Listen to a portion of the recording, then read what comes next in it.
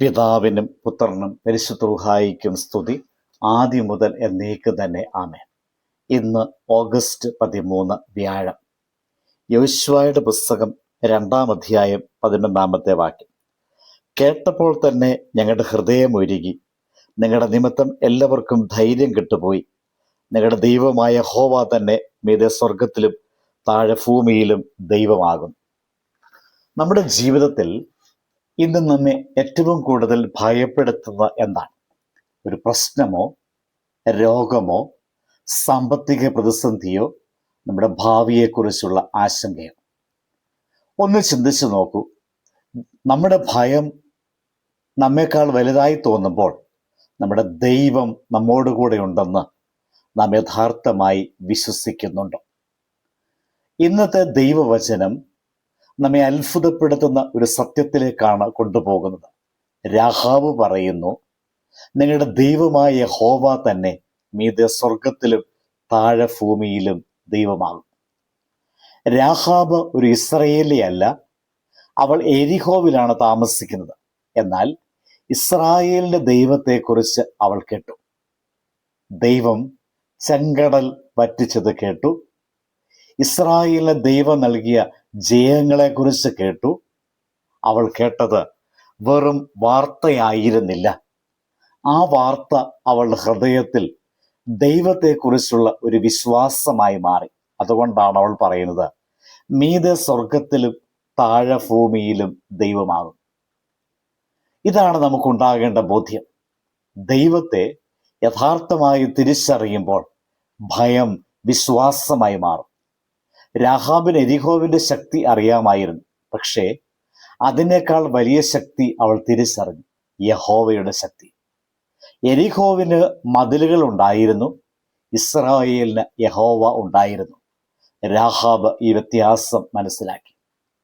നമ്മുടെ ജീവിതത്തിലും ചിലപ്പോൾ പ്രശ്നങ്ങൾ വലിയ മതിലുകൾ പോലെയാണ്. ഇതെങ്ങനെ മാറും? ഇതിൽ നിന്നെങ്ങനെ പുറത്തു വരും? എൻ്റെ കുടുംബത്തിൻ്റെ ഭാവി എന്താകും? എൻ്റെ പ്രാർത്ഥനയ്ക്ക് ദൈവം മറുപടി നൽകുമോ? ഇങ്ങനെ ചിന്തിക്കുമ്പോൾ പ്രശ്നങ്ങളിലേക്ക് മാത്രം നോക്കിയാൽ ഭയം വളരും. ദൈവത്തിലേക്ക് നോക്കിയാൽ വിശ്വാസം വളരും. ഒരു ചെറിയ ബൈബിൾ ചിത്രം നോക്കാം. ഗലീല കടലിൽ ശിഷ്യന്മാർ വഞ്ചിയിലായിരുന്നപ്പോൾ വലിയ കാറ്റും തിരമാലയും ഉണ്ടായി. അവർ ഭയന്നു, പക്ഷേ യേശു അവരുടെ കൂടെ ഉണ്ടായിരുന്നു. തിരമാല മാറുന്നതിന് മുൻപ് തന്നെ അവരുടെ ഭയം മാറേണ്ടതായിരുന്നു. എന്തുകൊണ്ട്? കാരണം വഞ്ചിയിൽ യേശു ഉണ്ടായിരുന്നു. നമ്മുടെ ജീവിതത്തിലെ എല്ലാ തിരമാലകളും ഇന്ന് തന്നെ ശാന്തമാകണമെന്നില്ല. എല്ലാ പ്രശ്നങ്ങൾക്കും ഇന്ന് തന്നെ പരിഹാരം കിട്ടണമെന്നില്ല. പക്ഷേ ഒരു കാര്യം ഇന്ന് മാറാം. പ്രശ്നത്തെ നോക്കുന്ന നമ്മുടെ കണ്ണുകൾ ദൈവത്തെ നോക്കാൻ തുടങ്ങാം. അതാണ് വിശ്വാസം. രാഹാബ് പറഞ്ഞ വാക്കുകൾ ശ്രദ്ധിക്കുക. മീതെ സ്വർഗത്തിലും താഴെ ഭൂമിയിലും ദൈവമാകും. അവൾ ദൈവത്തെ ഒരു ഭാഗത്തോളം ദൈവമായി കണ്ടില്ല, എല്ലായിടത്തും അധികാരമുള്ള ദൈവമായി കാണും. നമ്മുടെ ഇന്നത്തെ ജീവിതത്തിലും ഇതാണ് ആവശ്യം. വീട്ടിൽ ദൈവം, ജോലിയിൽ ദൈവം, രോഗത്തിൽ ദൈവം, പ്രതിസന്ധിയിൽ ദൈവം, ഭാവിയെക്കുറിച്ചുള്ള ആശങ്കയിൽ ദൈവം. എവിടെയായാലും ദൈവം ദൈവം തന്നെയാണ്. നമുക്ക് ഒരു നിമിഷം നമ്മുടെ ഹൃദയത്തോട് ചോദിക്കാം, എൻ്റെ ജീവിതത്തിൽ ദൈവത്തെക്കാൾ വലിയതായി ഞാൻ കാണുന്ന കാര്യം എന്താണ്? എൻ്റെ പ്രശ്നമാണോ? എൻ്റെ ഭയമാണോ?